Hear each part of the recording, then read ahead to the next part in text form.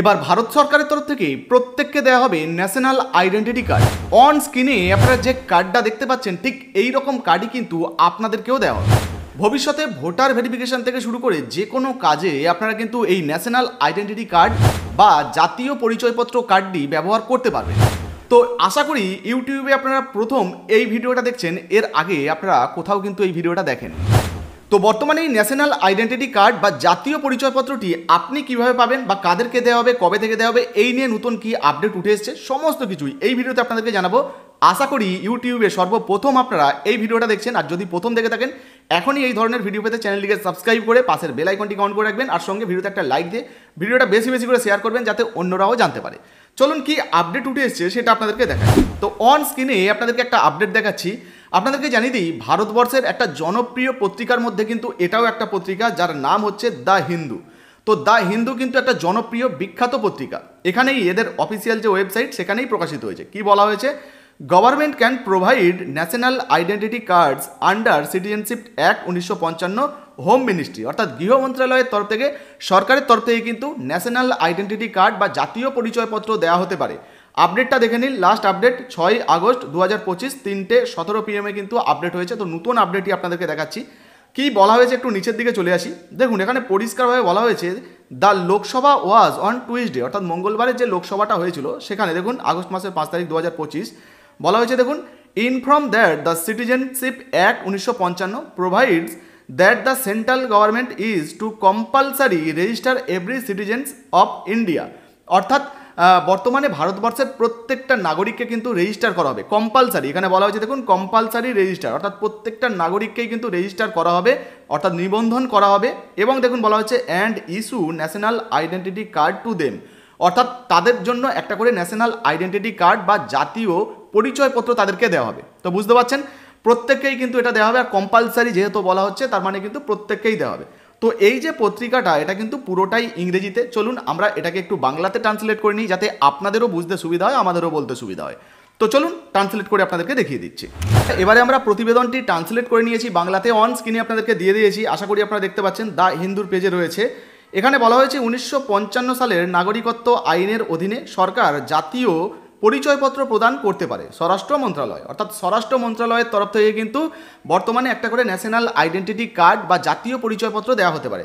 আবারও দেখাচ্ছি কবে আপডেট হয়েছে সেটা দেখিয়ে দিয়েছি। কি বলা হয়েছে দেখুন, বলা হয়েছে মঙ্গলবার অর্থাৎ আগস্ট মাসের 5 তারিখ 2025 লোকসভায় জানানো হয় যে 1955 সালের নাগরিকত্ব আইনে বলা হয়েছে যে কেন্দ্রীয় সরকার ভারতের প্রতিটা নাগরিককে বাধ্যতামূলকভাবে নিবন্ধন করবে, যেটা আগেই আপনাদেরকে জানাচ্ছিলাম যে কম্পালসারি রেজিস্টার করবে, অর্থাৎ ভারতের প্রত্যেকটা নাগরিককে কিন্তু বাধ্যতামূলকভাবে এখানে নিবন্ধন করবে বা রেজিস্টার করবে এবং তাদের জাতীয় পরিচয়পত্র প্রদান করবে, অর্থাৎ তাদের প্রত্যেকে কিন্তু একটা করে জাতীয় পরিচয়পত্র বা ন্যাশনাল আইডেন্টিটি কার্ড কিন্তু দেওয়া হবে।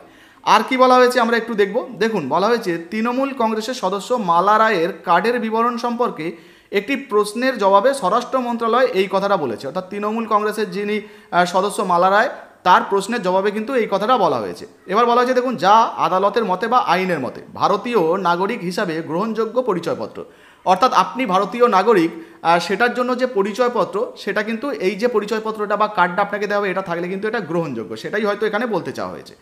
এবার দেখুন এখানে বলা হয়েছে স্বরাষ্ট্র প্রতিমন্ত্রী বান্দি সঞ্জয় কুমার এক লিখিত জবাবে বলেন 2004 সালে সংশোধিত নাগরিকত্ব আইন 1955 অনুসারে, অর্থাৎ 1955 সালের যে নাগরিকত্ব আইন সেটাকে তো 2004 সালে সংযোজন করা হয়েছিল, সেই জন্যই দেখুন বলা হয়েছে কেন্দ্রীয় সরকার ভারতের প্রতিটা নাগরিককে বাধ্যতামূলকভাবে নিবন্ধন করার এবং তাকে জাতীয় পরিচয়পত্র প্রদানের ব্যবস্থা করে। তো বুঝতে পারছেন ভারত সরকারের এই যে আইনটা রয়েছে যেটাই সংযোজন করা হয়েছে সেখানেই কিন্তু এই সমস্ত বিষয়গুলো তুলে ধরা হয়েছে, এগুলো বলা হয়েছে। এর জন্য পদ্ধতিটি নাগরিকত্ব, নাগরিকদের নিবন্ধন এবং জাতীয় পরিচয়পত্র প্রদান বিধি 2003-এ নির্ধারিত হয়েছে, অর্থাৎ 2003-এর যে নিয়ম অনুযায়ী সেখানেও কিন্তু এটা নির্ধারিত হয়েছে।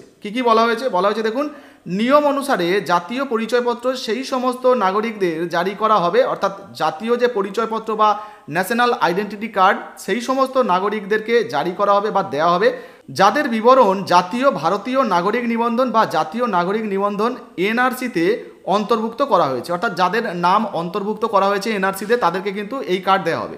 আসামই একমাত্র রাজ্য যেখানে, অর্থাৎ আসাম সরকারকে বলা হচ্ছে আসামই একমাত্র রাজ্য যেখানে এনআরসি অনুশীলন করা হয়েছে।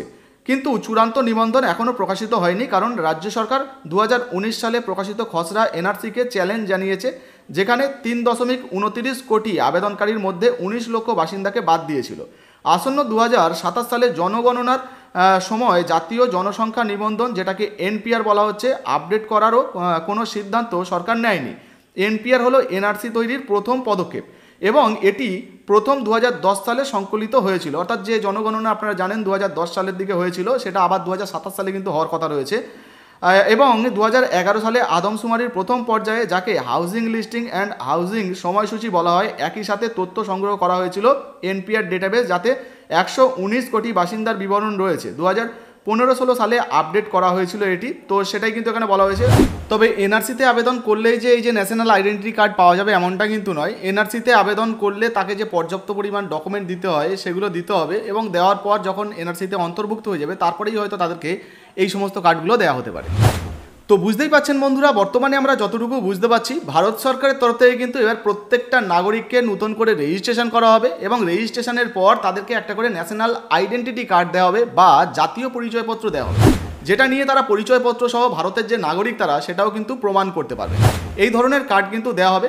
যেমন ধরুন এই ভোটার ভেরিফিকেশন হচ্ছে পশ্চিমবঙ্গে, সেক্ষেত্রে তো কারা কারা ভারতীয় নাগরিক, কারা কারা নাগরিক নয়, কাদের ভোট দেওয়ার অধিকার আছে, কাদের নেই, সেগুলো তো খুঁজে বার করা হবে। হয়তো এই ধরনের কিছু একটা আপডেট আসতে পারে, তবে বিস্তারিত এই বিষয়ে এখনও কিছু জানা যাচ্ছে না।